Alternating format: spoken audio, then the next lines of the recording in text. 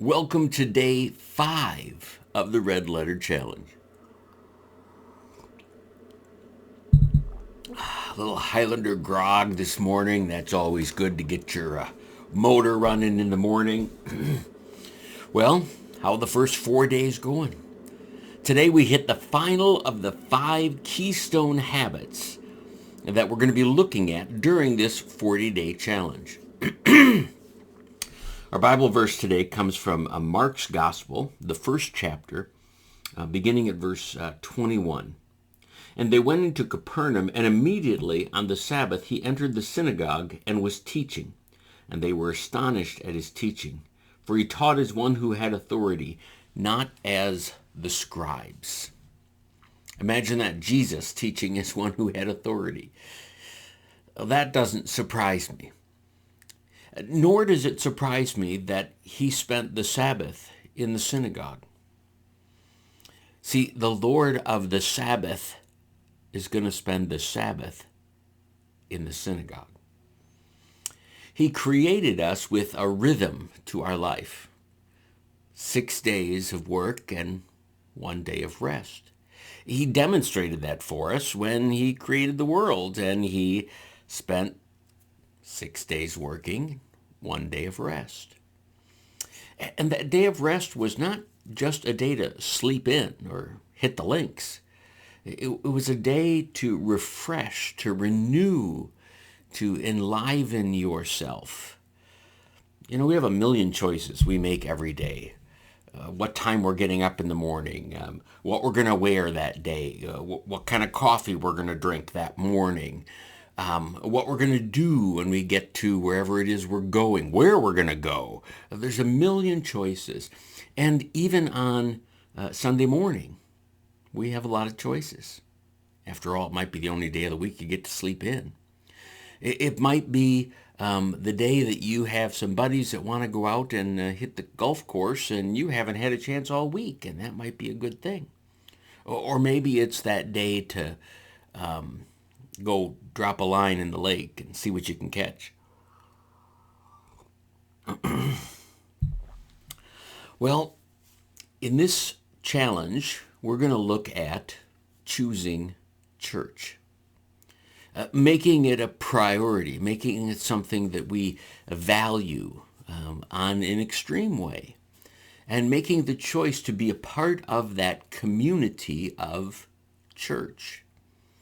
When you think about it, this one really is kind of the capstone of the keystones.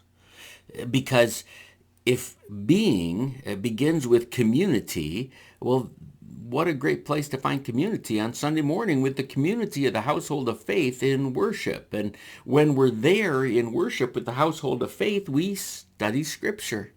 We hear it proclaimed. We hear it expounded upon by the pastor. We get opportunity to study it at Bible study. We also pause to pray. Right? We take that time as the body in community, having studied the Scripture, to pray. And, you know, there's moments of solitude built into the Sunday morning worship, that quiet reflective time before the service begins, when the prelude is playing, when we can collect our thoughts and get ready to come before God. How about it? What's your Sunday morning look like? That would be tomorrow morning, by the way, if you're following along on the daily habits.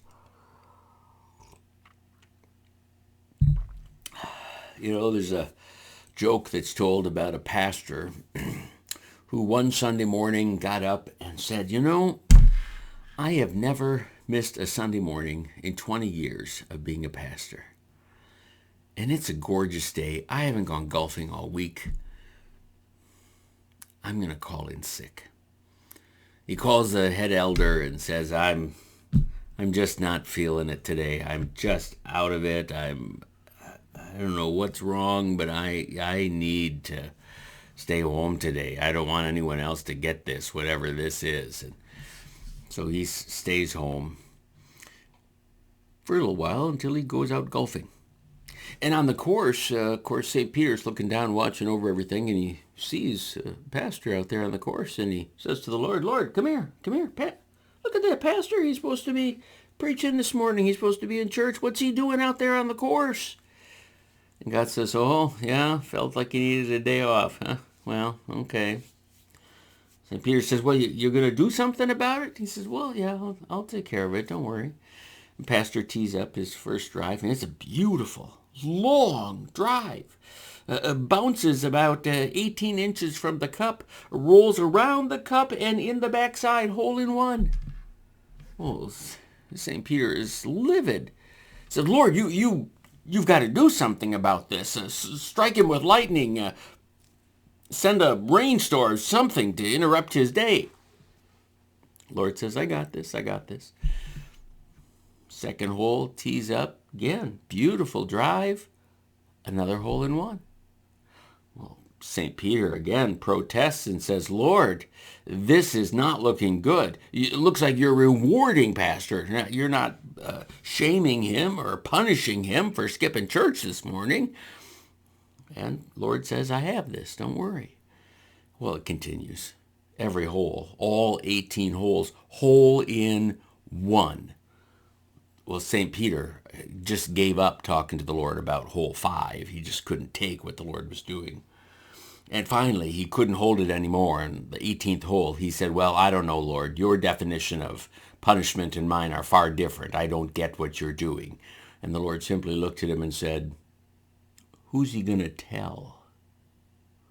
Well, there's some punishment. But see, the Lord doesn't give us Sunday so that he punishes us from doing anything else. He gives us this day because it's for our good. It's our encouragement, our renewal, our recharge to come together on Sunday morning. Now, lest you worry that some Sunday morning I'm out on the golf course, don't worry about it. I don't golf, so I'll be there on Sunday morning, coffee cup in hand, welcoming you, greeting you, sharing the word with you, because that's what it means to choose church. And choosing church isn't just a choice you make for yourself, but it's a choice parents make for their children. Before they're able to make decisions on their own, we make all kinds of choices for them.